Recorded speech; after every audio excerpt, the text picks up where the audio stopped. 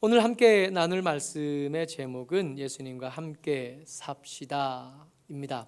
먼저 좀 살펴봐야 될 게 우리가 에베소서를 시작하면서 차렷부터 시작했었거든요. 차렷부터 시작해서 복음을 설명하는 이야기들을 계속해서 나누고 있는데 그 복음으로 말씀하셨던 것들이 다시 한번 우리가 오늘 읽은 본문에서 정리가 한번 됩니다. 그 정리하는 것 중에 예수님께서 우리를 향해 함께 살자고, 같이 살자고, 니들끼리만 살지 말고 니들끼리 살라고 내버려뒀더니 하는 일이라고는 되는 일 없고 자꾸 구보 돌기만 하고 가지 말아야 할 곳에 가고 하지 말아야 할 일을 하고 먹지 말아야 할 것을 먹고 인생이 자꾸 엉뚱한 것으로 흘러가니 그냥 두고 보실 수 없었던 예수님께서 우리에게 손 내밀어 주시는 겁니다. 그렇게 살지 말고 나하고 같이 살자고. 같이 읽어보지요. 2장 5절 말씀입니다. 같이요. 시작. 허물로 죽은 우리를 그리스도와 함께 살리셨고 너희는 은혜로 구원을 받은 것이라. 6절요. 또 함께 일으키사 그리스도 예수 안에서 함께 하늘에 앉히시니. 2장 5절 6절이 하나님께서 예수님을 통해서 하신 일들을 요약하는데 이 요약한 일들 중에 두 가지가 유독 눈에 띄는 겁니다. 뭐냐 하면 첫 번째가 살리셨다 한 거예요. 허물로 죽은 우리를 그리스도와 함께 살리셨다 한 거였고, 두 번째는 뭐였냐 하면 함께 일으키사와 또 함께 하늘에 앉히시니인 겁니다. 살리시다와 일으키시다를 같이 묶어서 본다면 살리신 것과 하늘에 앉히신 것, 이 두 가지를 우리와 함께 누릴 수 있도록 예수님을 통해서 우리에게 손 내밀어 주셨다는 겁니다. 근데 이 에베소서 2장 6절 말씀을 2장 6절 말씀만 읽으면 예수님께서 우리에게 뭔가 해주셨나 본데 그게 뭐냐 하면 살리신 것과 하늘에 앉히신 건가 보다. 여러분 이렇게만 읽으면 이걸 반쪽도 못 읽는 게 됩니다. 그래서 에베소서 2장 5절 6절 말씀은 1장 20절 말씀과 함께 읽어야, 같이 읽어야 예수님께서 우리에게 주신 것이 얼마나 큰지, 얼마나 대단한지를 제대로 이해할 수 있거든요. 그래서 1장 20절을 같이 읽는데 기억해 둘 것, 하나님께서 예수님을 통해서 우리에게 주셨던 거, 함께 살리셨다는 것과 함께 앉히셨다는 것, 그게 원래는 우리의 몫이 아니라 원래는 예수님의 몫이었다는 것을 1장 20절을 통해서 확인하는 겁니다. 1장 20절 같이요. 시작. 그의 능력이 그리스도 안에서 역사하사 죽은 자들 가운데서 다시 살리시고 하늘에서 자기 오른편에 앉히삼. 2장 5절과 6절에서는 살리시는 것과 앉히시는 것에 우리를 초청해서 함께 하고 있지만 원래 살리시는 것과 앉히시는 것은 우리의 몫이 아니라 누구의 몫이라고요? 아버지 하나님께서 예수님에게 허락하신 당신의 능력이라고요. 그러니까 감히 우리가 거기다가 예수님이 사셨으니까 우리도 함께 살겠습니다 할 만한 자격과 그렇게 함부로 말할 수 있을 만한 은혜는 애초에 아니었던 겁니다. 왜 굳이 이렇게까지 하셨는가를 생각해 볼 필요가 있는 거예요. 이걸 생각하기 전에 먼저 또 생각해 볼 거 있어요. 죽은 자 가운데 살리셨대요. 그의 능력이, 아버지 하나님의 능력이 그리스도 안에서 역사하셔서 죽은 자들 가운데 살리셨대요. 먼저 죽은 자들 가운데 살리셨다니까 먼저 해야 되는 것, 살리신 것 전에 죽이시는 것부터 먼저 시작되는 거예요. 여러분 예수님이 왜 죽어야 되죠? 우리가 믿음으로 고백하기에 예수님은 우리보다 좀 더 훌륭하고 우리보다 좀 더 능력 있고 우리보다 좀 더 똑똑한 누군가가 아니라는 걸 우리가 알잖아요. 예수님은 하나님이시거든요. 감히 누가 하나님을 죽입니까? 여러분 우리가 부활절 가까울 때마다 매번 함께 보는 본문에 예수님을 죽이는 현장에 등장했던 헤롯의 병사들이 등장합니다. 빌라도의 병사들이 등장. 누가 못 박았는가? 그 못 박는 것을 누가 옆에서 지켰는가? 못 박으라고 누가 명령했는가? 못 박으라고 누가 시위를 벌이고 뒤에서 누가 사주했는가? 그리고 한 걸음 더 들어가서 눈에 보이진 않지만 누가 그 상황을 주도했는가? 그래서 언뜻 떠오르는 게 병사들 떠오르고 총독이 떠오르고 제사장들과 그 서기관들이 떠오르고 그리고 가다가 사탄이 떠오르는 겁니다. 여러분, 이것들 잠깐 생각해 보자고요. 이것들이 힘이 있어서 하나님을 죽인다고요? 여러분, 사탄은 힘이 세서 하나님을 죽일 수 있을까요? 총독과 제사장들과 서기관들은, 그 사람들은 지혜가 많고 권력이 많아서 하나님을 죽일 수 있는 겁니까? 감히 그 병사 나부랭이가 감히 세상을 주관하시고 세상을 창조하셨던 하나님을 죽이는 게 가능합니까? 당장 우리가 사는 이 땅에서만 보자고요. 힘이 좀 센 사람들이 약한 사람을 죽이는 일은 있지만 힘이 약하고 보잘것없는 사람들이 강한 사람들을 죽이는 일이 가능해요? 권력자들이 하는 그 기침 소리만 가지고도 우리는 어렵지만 강대국이 베풀어낸 작은 법령 하나도 우리에게는 버거운 일이 되지만, 근데 상대가 하나님이시라고요. 상대가 하나님이신데 사탄이 그가 아무리 공중 권세를 잡았다고 해도 하나님을 죽이는 게 가능해요? 그의 능력이 그리스도 안에서 죽은 자 가운데 살리시기 전에 그의 능력이 먼저 한 일은 뭐냐 하면 그의 능력이 당신의 아들을 죽이신 것부터 시작한 겁니다. 그의 능력이 당신의 아들을 죽이셨고 그 뒤에 다시 살린 거예요. 왜요? 예수님이 무슨 죽을 만한 일과 죽을 만한 죄를 지었을 리는 없잖아요. 애초에 다시 살리시고 하늘에 자기의 오른편에 앉히셨다 그랬어요. 다시 그 자리에 올라가셨고 다시 자리를 찾으셨다고 말씀하십니다. 이게 신학교에 가면 뭐라고 부르냐면 승귀 기독론이라고 불려요. 다시 자기의 다리를 찾으셨대요. 여러분, 그 자리 원래 당신 거예요.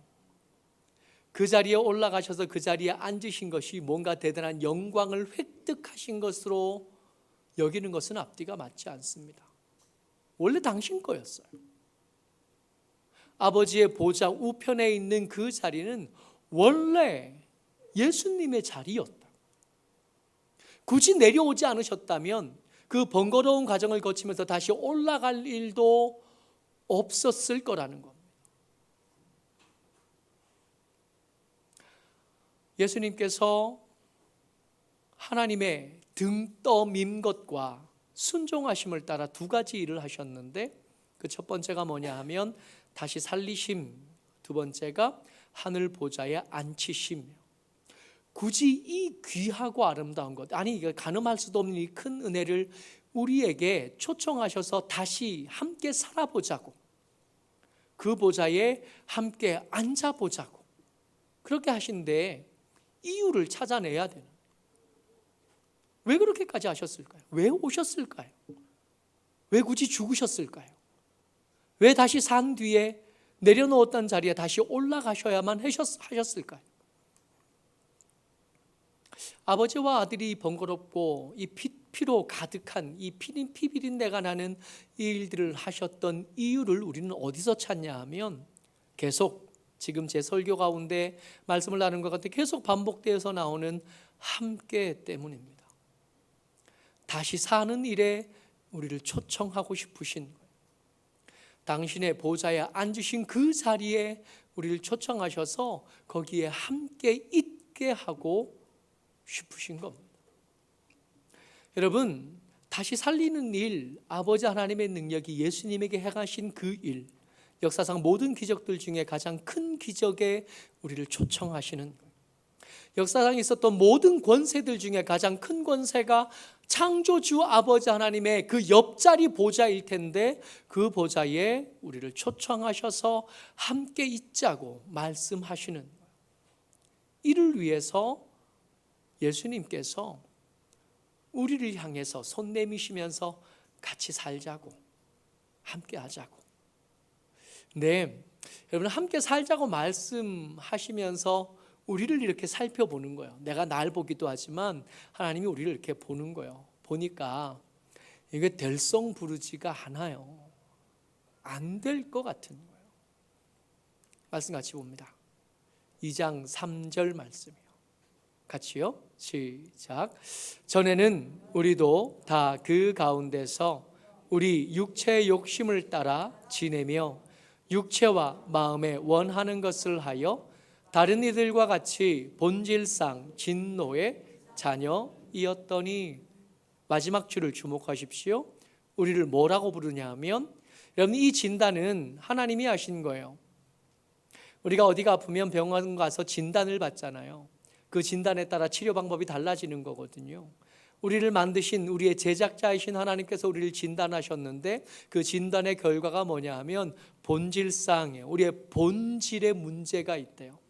금요일 아침에 이 원고를 준비하는데, 금요일 아침에 원고를 준비 이렇게 할 때쯤 제가 설교 준비를 하기 직전에 뭐 했냐 하면 드디어 여기 이렇게 떨어졌었어요. 이게 최근 장마가 시작되고 이렇게 여기 위에 하얗게 붙어 있는 것들이 짐작은 하고 있었는데 이번에 확실하게 알았어요. 이게 종이더만요, 종이. 겉으로 볼 때는 그냥 하얀 거, 건축 자재 뭐 이 정도였는데 이게 물에 이렇게 젖어가지고 스며들어서 이렇게 툭 떨어지고 보니까, 옛날에 여러분 여름방학, 겨울방학쯤 되면 방학 숙제 중에 하나가 종이 탈 만들기 있었잖아요. 그죠? 그런 거 있었죠. 이게 신문지 찢어가지고 종이, 이거 아는 사람은 다 40대 이상이에요. 그죠? 이거 찢어가지고 물에 불려놓으면 이게 죽처럼 돼요. 그죠? 이 죽처럼 된 것들을 물풀을 좀 섞어가지고 이렇게 개가지고 바가지 엎어놓고 이렇게 붙여가지고 코도 만들고 눈도 뚫으면 이게 마르거나 뚝 떨어지면 바가지 빼고 이제 탈처럼 이렇게 가면이 되는 거거든요. 이게 그래요. 이게 물에 젖으니까 뚝 떨어졌는데 드니까 손에 닿은 것만 똑 떨어져요. 이게 종이죽처럼.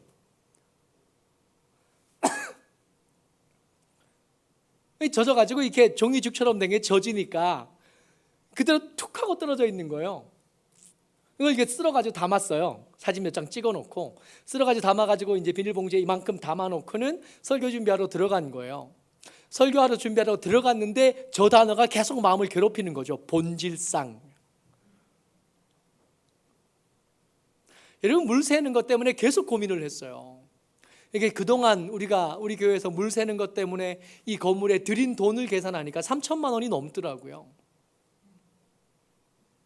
근데 이걸 해결하려고 또 이것저것 할까 생각해 보니까 이게 그냥 수리해서 될 일은 아닌 것 같은 거예요. 본질에 문제가 있어. 물 새는 걸 아예 막든지 비 안 오는 동네로 이사를 가든지 뭐 어떻게든 해야 될 것 같은 거예요. 정말 감사하게도 큰 물 새는 건 막았어요. 원인을 기가 막히게 찾았어요. 그래서 이제 이게 좀 마를 거예요. 이제 마를 거고, 마르고 나면 이렇게 좀 어떻게 덧대면 없었던 일처럼 될 것도 같은데, 그러면 괜찮을까? 여러분 이게 한 10년 동안 있으면서 이쪽으로 물이 처음 샜거든요. 원래 샜어야 될 저쪽으로는 이번에 안 샜어요.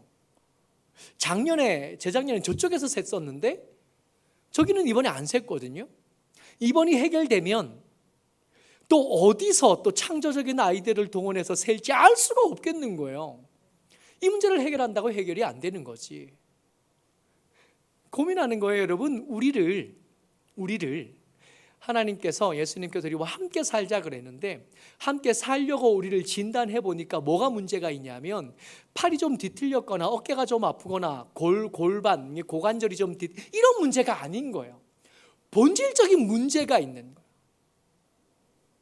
그저 그냥 조금 뜯어 고치면, 약을 좀 먹으면, 교정을 좀 하면, 도수 치료를 좀 하면 돈 많이 들지만 그렇게 하면 좀 괜찮아지겠나 하는 소망이 없다는 겁니다. 어느 정도였냐 하면 본질에까지 문제가 생긴 상태, 그게 우리의 상태였다는 겁니다. 그래서 어떻게 하시냐 하면 2장 10절, 우리가 오늘 읽은 말씀의 그 위쪽 상반절입니다. 같이요, 시작. 우리는 그가 만드신 바라 그리스도 예수 안에서 선한 일을 위하여 지으심을 받은 자니. 여기서요, 우리는 그가 만드신 바라 할 때 여기서 만드시는 창세기 1장에서 등장하는, 창세기 2장에서 등장하시는 그때 그 만드심이 아닙니다. 그때 만드신 그 만듦은 지금 어떻게 되어 있냐면 좀 전에 읽었던 말씀처럼 본질상 문제가 생겼어요. 좀 고치면, 뭔가를 좀 더해주거나 뭔가를 좀 빼주면, 갈라서 교환해주고 교체해주면 쓸만해지는 상태가 아니라 본질에 문제가 생겼기 때문에 그것은 갖다 버리고 새로 만들지 않으면 안 되는 상태가 됐어서 예수님께서 이 본질을 바꾸신 겁니다. 그래서 여기서 우리는 그가 만드신 바라 할 때 여기서 만드신 바는 창조인데 예전과 구분하기 위해서 새 창조라고 부른다고. 그러니까 여기서 그가 만드신 바라 할 때 이 만드신 바는 창세기를 떠올리는 게 아니라 예수님의 고난받으신 십자가를 떠올리고 예수님께서 다시 부활하신 뒤에 비어있던 무덤을 떠올리고 우리의 거처를 예비하기 위해서 올라가셨던 승천을 떠올리고 거기서 우리를 초청하실 때 저기 올라가서 그와 함께 앉으려면 본질이 바뀌어야 되는데 그 바뀌는 본질은 내가 할 수 있는 일이 아니라 예수님께서 그 십자가와 부활을 통해서 우리에게 베풀어 주셔야만 되는 은혜이구나. 이 이야기에 아멘하는, 이게 새 창조입니다. 여러분, 우리에게 필요한 건 이 정도의 일인 거예요. 여러분, 우리가 예수님에게 얻었던 은혜가 그냥 돈을 좀 얻으면 그것과 바꿀 수 있는 이런 거하고 좀 거리가 먼데 많이 멀어요.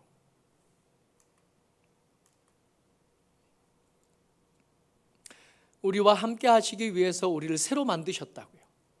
우리와 함께 살기 위해서 기꺼이 오셨고 죽으셨고 부활하셨고 다시 올라가신 뒤에 우리에게 손 내밀어 주시는 겁니다. 다시 살자고, 함께 살자고. 니들 마음대로 살지 말고 그 삶을 청산하고 나와 함께 살아가자고. 선한 일을 위하여 다시 만들었다 그랬으니까 내가 품고 있던 다른 욕망들과 탐욕들 말고 하나님께서 말씀하시는 그 선한 일에 동의하고 아멘하고 순종하면서 나와 함께 살자고. 근데 여러분, 이렇게 아멘 그렇게 하겠습니다, 그런 우리에게 여전히 우리를 위협하는 함정이 있어요. 그 함정이 뭐냐 하면 당연한 것을 향한 소홀함입니다. 여러분, 하나님께서, 예수님께서 우리에게 주신 그 구원이 우리의 믿음의 연약함 그리고 순종의 불완전함 때문에 매번 흔들리잖아요. 그래서 예수님의 말씀을 보면 내가 구원받은 것 같아. 근데 내가 살아온 삶의 여정들을 돌아보면 내가 무슨 구원받은 백성이야, 구원받기 이전과 이후가 그리 다르지 않은 것 같아 고민하는 우리를 위해서 우리의 삶의 어떤 것이 아니라 우리를 보증하기 위해서 성령께서 도장 찍어주신 이야기가 등장한다는 겁니다. 예수님의 초청 먼저요, 2장 13절을 제가 세 번역으로 다시 써왔어요. 같이 한번 읽어보죠. 시작. 여러분이 전에는 하나님에게서 멀리 떨어져 있었는데 이제는 그리스도 예수 안에서 그분의 피로 하나님께 가까워졌습니다. 예수님께서 손 내밀어 주셔서 거기에 아멘하는 덕분에 우리가 하나님으로부터 가까워진 자리, 심지어 어디까지요? 하나님의 보좌 우편에까지 그곳에 계신 예수님과 함께 살아갈 수 있는 특별한 은혜를 얻었는데, 이 은혜가 우리에게 우리의 불완전한 것과 우리의 모자란 것 때문에 흔들리거든요. 이 흔들리는 것이 불안하니까 성령께서 여기에 숟가락을 하나 더 얹으셔서 도장 찍으심으로 확실한 것으로 만들어 주십니다. 1장 13절, 우리 지난주에 읽었던 말씀인데 한 번 더 읽어보죠. 시작. 그 안에서 너희도 진리의 말씀 곧 너희의 구원의 복음을 듣고 그 안에서 또한 믿어 약속의 성령의 인치심을 받았으니. 도장 찍어주셨다. 그러니까 이제 우리의 구원은 우리의 행위로 흔들리지 않아요. 이제 우리의 믿음의 연약함 때문에 내가 구원받은 사람인지 아닌지를 헷갈려 하지 않아도 됩니다. 어떤 사람들은 믿음의 확신을 가지고 구원을 받는다고 말하는데, 여러분, 우리의 구원은 우리의 확신으로 만들어지지 않아요. 여러분, 우리의 확신이라는 게 얼마나 허전하고 얼마나 허탄한 건지 우리 잘 알잖아요. 확신한다고 말하다가도 예배 공간을 나가서 저 문 열고 나가면 그 확신이 얼마나 쉽게 녹아 없어지는지, 얼마나 쉽게 흔들리는지 알잖아요. 그 확신에 우리의 구원이 달렸다면 이 중에 열에 하나도 구원받기 쉽지 않아요. 우리의 구원은 우리의 확신이 보증하는 게 아니라 성령의 도장 찍으심이 보증하는 겁니다. 그래서 우리가 유익을 얻었어요. 그 유익이 뭐냐 하면 우리의 구원이 확실해졌다. 근데 구원이 확실해지고 나니까 또 다른 엉뚱한 문제 하나가 생겨납니다. 그게 뭐냐 하면 당연한 것이 되어버렸어요.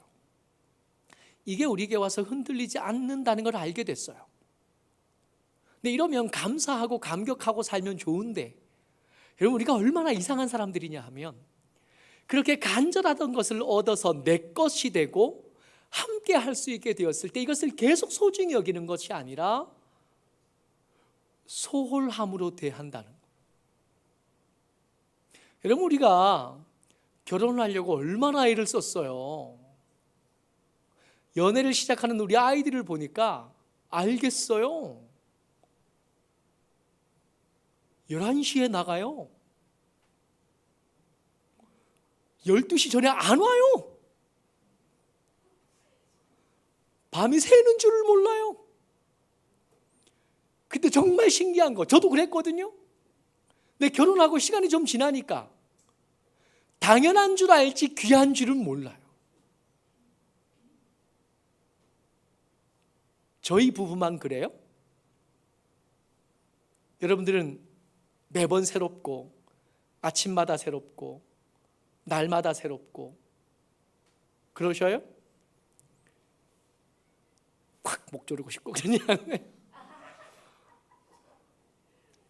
당연하게 있는 것, 이제 흔들리지 않아서 완전히 고정된 거잖아요. 성령께서 인치셨으니까. 근데 그렇게 되고 나니까 이 당연한 것을 귀하고 고마운 줄 알면 참 좋은데 이걸 그렇게 대하는 것이 아니라 이제 내 거니까, 이제 내 것으로 확정된 거니까 귀한 줄 모르게 되는, 소홀하게 여기기 시작하는. 근데 이게 연인 관계나 부부 관계면 그래도 치료를 하면 되겠고, 뭐 부부 상담을 하든지 기도 제목을 새로 하든지 뭐라도 좀 하겠는데, 문제는 구원에 대해서도 똑같이 그런다는 겁니다. 말씀을 드리니까 내 구원이 확실하대요. 내 구원은 내 흔들림하고 상관없이 성령님의 인치심으로 확실하대요. 그러니까 방심하기 시작하고 이것을 귀한 줄 모르는 거예요. 이게 소홀함에 이것을 대하다 보니까 허락받지 못한 것들이 자꾸 생각나요. 그 전까지만 해도 이 구원만 얻을 수 있으면 세상을 다 얻은 것처럼 좋을 것 같았는데, 이 구원이 확실해지고 나니까 허락받지 못한 것에 자꾸 눈이 가요. 예를 들어 건강함이라든지, 예를 들어 부유함이라든지, 예를 들어 높은 권세라든지, 예를 들어 날씬한 몸매라든지, 이런저런 것들로 눈이 자꾸 가요.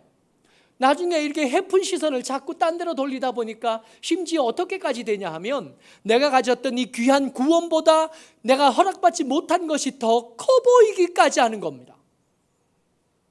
하나님의 말씀은 우리에게 이렇게 말씀하셔요. 먼저 그의 나라와 그의 의를 구하라. 그리하면 이 모든 것들을 너에게 더하시리라 말씀하시지만, 우리는 이렇게 말해요. 아닙니다 하나님, 그 모든 것을 더해 주시면 가끔씩 그의 나라를 생각하겠고 그의 의를 가끔씩 들여다보겠습니다. 우리 그렇게 얘기합니다. 하나님, 그것부터 먼저 주시면 여력이 생기겠고, 여력이 생기면 하나님의 의를 좀 생각해 보겠습니다.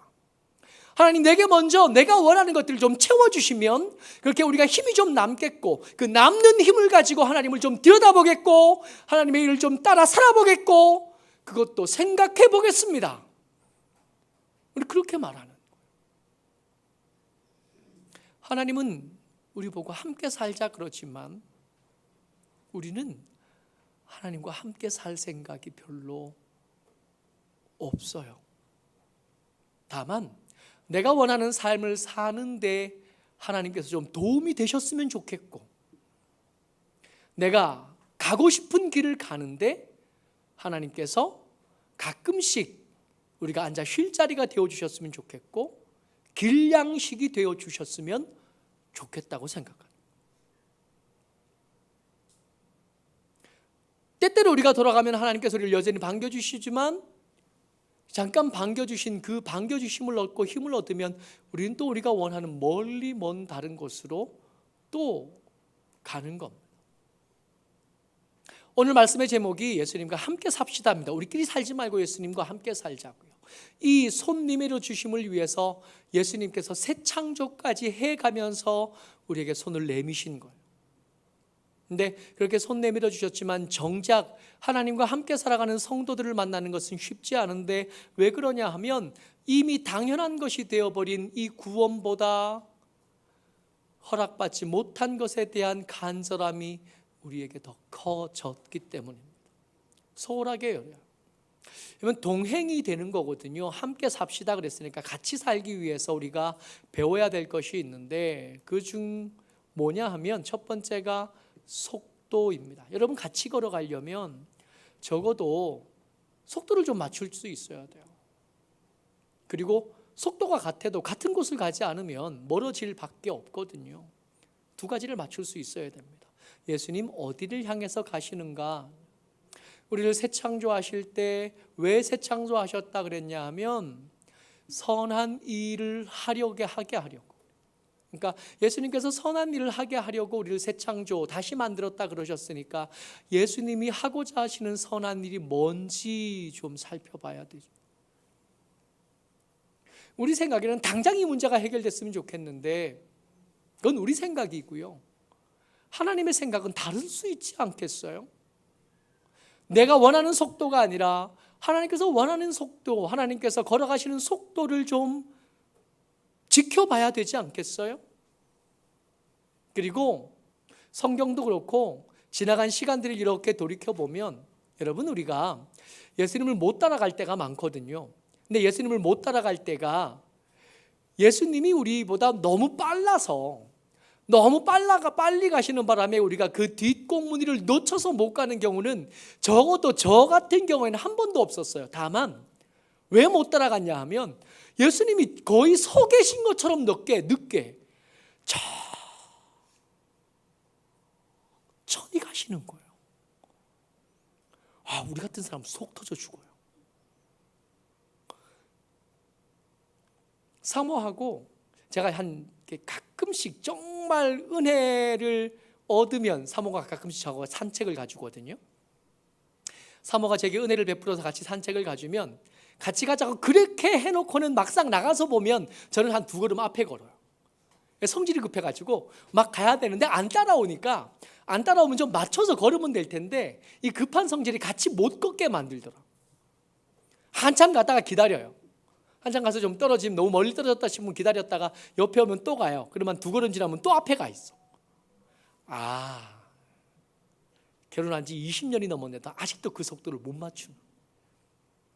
여러분 우리가 하나님을 잘 못 따라다닙니다. 왜요? 너무 빨라요. 우리 너무 빨리 걸어요. 우리 마음속의 속도가 너무 빨라서 하나님을 자꾸 저 뒤에 둡니다. 우리가 원하는 방향, 이건 얼추 맞추겠는데 속도를 맞추는 일이 꽤 쉽지 않아요. 이 문제뿐만 아니라 우리 삶에 있는 여러 가지 문제들을 가만히 생각해 보자고요. 방향은 이 정도 되니까 얼추 맞아요. 뭘 원하시는지 알겠어. 어떻게 해야 되는지도 알겠어. 다만 얼마나 빨리 할 건지에 대해서 하나님하고 잘 안 맞아요. 예수님께서 에베소서 말씀을 통해서 여러분들과 제게 함께 살자고 말씀하십니다. 몇 가지를 해야 될 텐데 그 첫 번째가 뭐냐 하면 당연한 것들을 당연하게 여기지 않기, 당연한 것들을 소홀히 여기지 않기, 그리고 또 한 가지가 예수님의 속도에 맞추기. 방향은 이미 좀 익숙해진 것 같으니 속도에 주의해서 하나님이 앞서 가실 수 있도록 한 걸음 뒤에 서기. 예수님의 뒷모습 보고 우리의 삶을 살아가는 저와 여러분 되시기를 주의 이름으로 축복합니다. 아멘.